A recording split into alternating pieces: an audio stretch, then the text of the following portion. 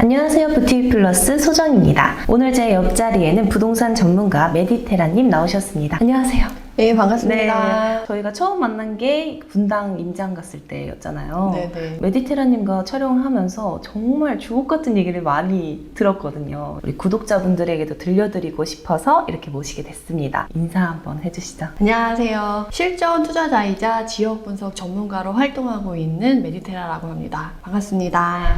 자, 그러면 이제 본격적으로 얘기를 시작해서 저희가 처음 말씀해 주셨을 때 5천만 원으로 투자를 시작했다 이렇게 얘기를 해주셨었거든요. 네네. 어떻게 하셨는지 정말 궁금합니다.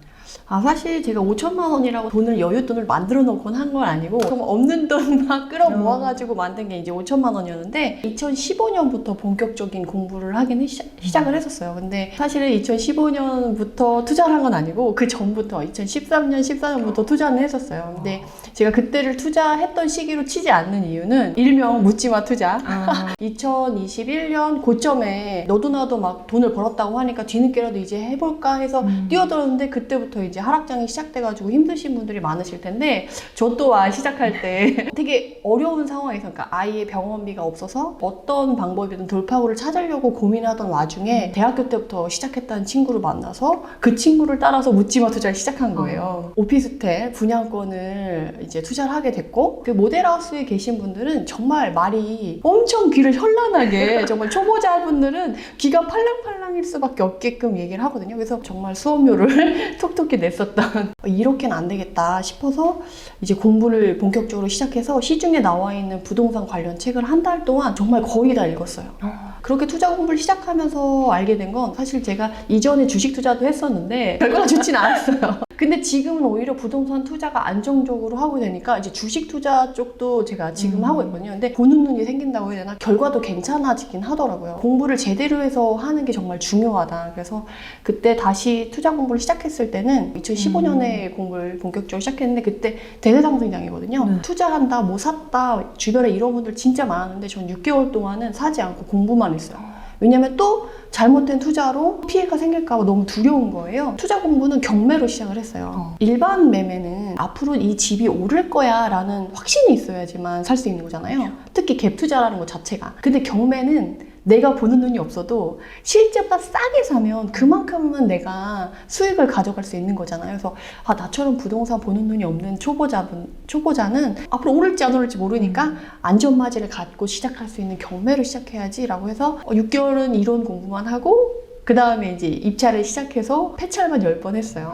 그러고 나서 12번째 첫 낙찰을 받았어요. 폐찰을 하는 동안 가격이 너무 빠르게 오른 거예요. 막 일주일 만에 막 1,000만 원씩 오르고 막 2,000만 원씩 오르고 이러다 보니까 폐찰을 하는 과정 시간 자체가 너무 아깝다라는 생각이 들어서 그 이후에는 이제 일반 매매 투자로 해서 가치를 보는 눈을 키워가면서 투자를 이제 이어가게 됐어요. 이 보시는 분들은 그럼 나도 경매부터 한번 시작을 해볼까 이런 생각 하실 수 있을 것 같거든요. 요즘에도 좀 경매부터 시작하는 게 좋을까요? 이게 시즌마다 투자하기 좋은 방법들이 있어요. 그러니까 투자 무기라고 제가 말씀드리는데 상승장에는 청약이나 이런 게 되게 좋아요. 자산 상승이 빨리 이루어질 수 있어요. 근데 지금 같은 부동산 하락장에서는 경매가 이제 최적의 투자 무기가 될 수 있죠. 당장 경매를 해라 라고 저는 좀 말씀드리진 않는 건 부동산 시장 자체가 정상적이지 않아요. 비정상적이거든요. 하락하고 상승하고 할 때 기본적으로 나와주는 거래량이 있어야 돼요. 그렇죠. 경매도 사고팔고 해야 되고 경매를 낙찰받으면 전세를 넣어야 되는데 거래 자체가 안 되니까 리스크가 너무 큰 거예요. 그래서 올해 하반기에 거래량이 좀 살아난다라고 하면 한번 도전해 보시는 것도 나쁘지 않을 것 같아요.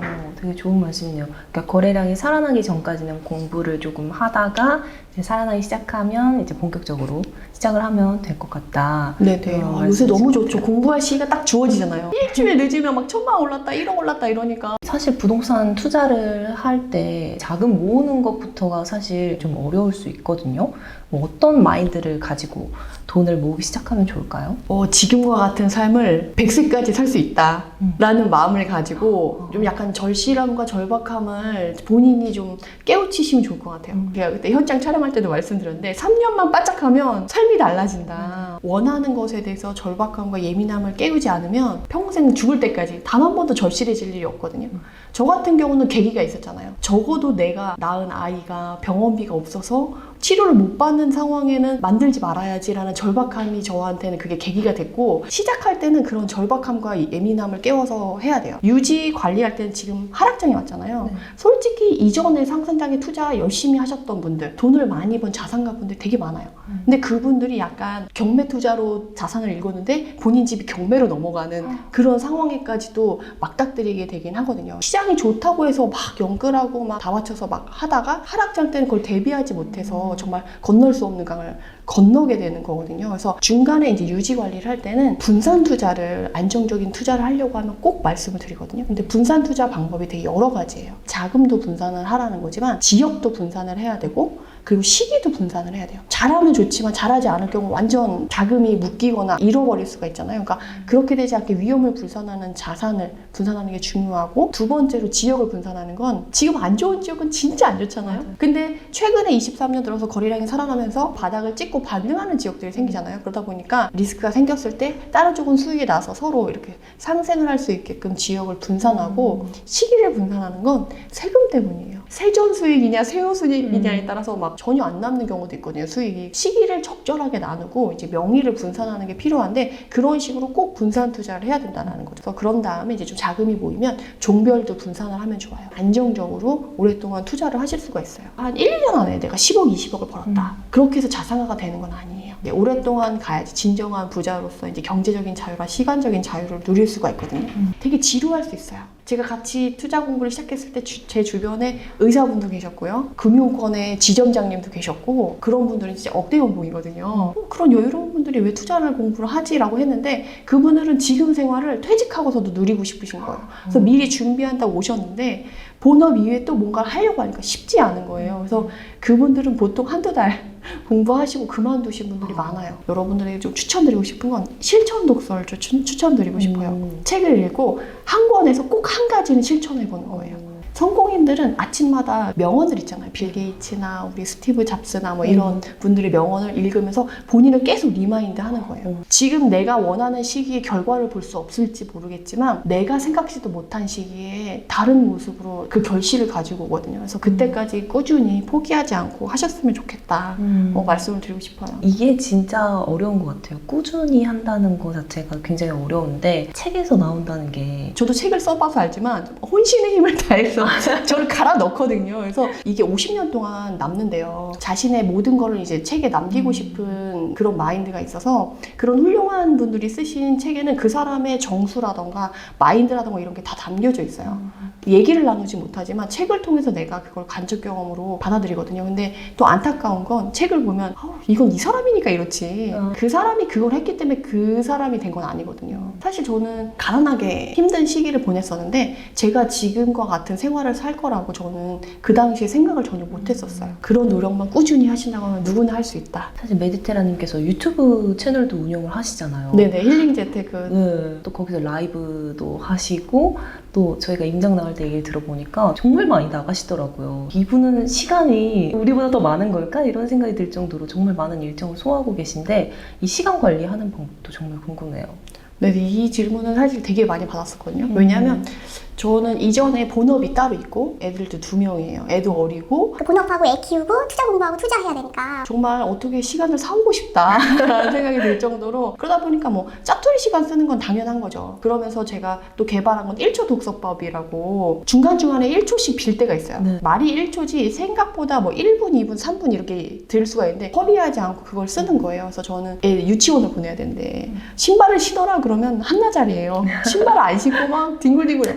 그럼 속 터지거든요. 네. 소리 지르고 막 이렇게 하지 않고 그냥 기다려줘야 되거든요. 부모는 또 아이를. 그러다 보니까 그래, 넌 신발을 신어라, 난 책을 읽으련다. 그래가지고 그런 식으로 1, 2분씩의 짜투리 시간을 활용해서 책을 읽었는데, 생각보다 한 권 읽는데 되게 짧은 시간이 들어요. 그리고 멀티로 하는 건 그것도 당연한 거죠. 저 같은 경우 오늘 이동을 할 때도 대본을 한 번 더 점검을 하고, 그래서 저는 이동할 때 차를 잘 운전을 안 하는 게 그 시간을 쓸 수가 없잖아요. 그러니까 대중교통을 이용하면서 이동 시간에 제가 못했던 업무를 처리를 하는 거죠. 근데 가장 이 시간 관리에서 중점적인 건, 시간을 고무줄처럼 사용할 수 있게끔 만드는 거예요. 제가 예전에 지역 분석 칼럼을 처음 한 편 썼을 때는 한 달이 걸렸어요. 이제 간호학과를 나와서 간호사 하다가 이제 보건교사를 해서 지금 이제 이쪽으로 전향을 하다 보니까 글을 썼던 사람이라거나 부동산 학과를 나온 사람이 아니기 때문에 적응하는데 좀 시간이 걸렸어요. 지금은 정말 빨리 쓰면 1시간 정도면 쓸 수 있어요. 만시간의 법칙이라고 하잖아요. 똑같이 24시간을 쓰지만 다른 사람은 한 가지 일밖에 못할 때 전 10가지 일을 할 수 있게끔 됐어요. 그래서 꾸준히 하시는 게 제일 중요한 것 같아요. 제 개인적인 질문인데 티끌모아 태산이라는 말도 있잖아요. 근데 이게 요즘에는 티끌모아 티끌이다. 맞아요. 월급만을 모아서 뭔가를 또 해서 자산을 일구는 건 솔직히 불가능해요. 되게 인상 깊었던 분이 한 분이 계셨는데 두 분 다 금융권에 계신대요. 맞벌이를 하시는 거야. 근데 금융권은 월급이 좀 세잖아요. 그쵸. 이제 400만 원, 400만 원 이상. 남편이 번 건 생활비로 쓰고 아내가 번 건 저축을 한 거죠. 그럼 1년이면 4,800이잖아요. 뭐 이거 티끌이 아니네? 라고 생각해서 좋아하실 수 있는데 그때 부동산 상승장이어가지고 집값이 한 달 만에 1억, 2억씩 뛰었어요. 저축을 해서 모으는 건 한계가 있어요. 피케티 이론이 있거든요. 자산을 가지고 수익을 내는 건 4%에서 5%로 꾸준히 수익이 나요. 근데 내가 월급을 통해서 나라의 그 경제 성장률에 따라서 자산을 읽으려고 하면 개발도상국은 쭉 올라가서 뭐 4%, 5%까지 갈 수 있지만 선진국은 1, 2%, 뭐 2, 3% 내기도 어렵거든요. 근데 거기서 내가 월급으로 상승분으로 내가 생활을 하겠다라고 하면 물가 상승률이 훨씬 더 높아요. 우선은 티끌모아 티끌이 되더라도 시드머니를 만들 생각으로 한 바짝 1년 모으겠다. 뭐 바짝 한 6개월 모으겠다 해가지고 돈을 모은 다음에 그 사이에 공부를 해서 투자를 이어가는 게 가장 바람직한 방법이 아닐까. 그래서 재테크를 이제 추가로 뭘 더 한다라고 생각하는 게 아니라 두 개의 직업을 갖는다라고 생각하시는 게 맞는 것 같아요. 그래야지 안정적인 생활을 나중에 하실 수 있고 아둥바둥하면서 아끼지 않고 또 편하게 내가 뭔가를 할 수 있는 기반이 마련이 될 것 같아요.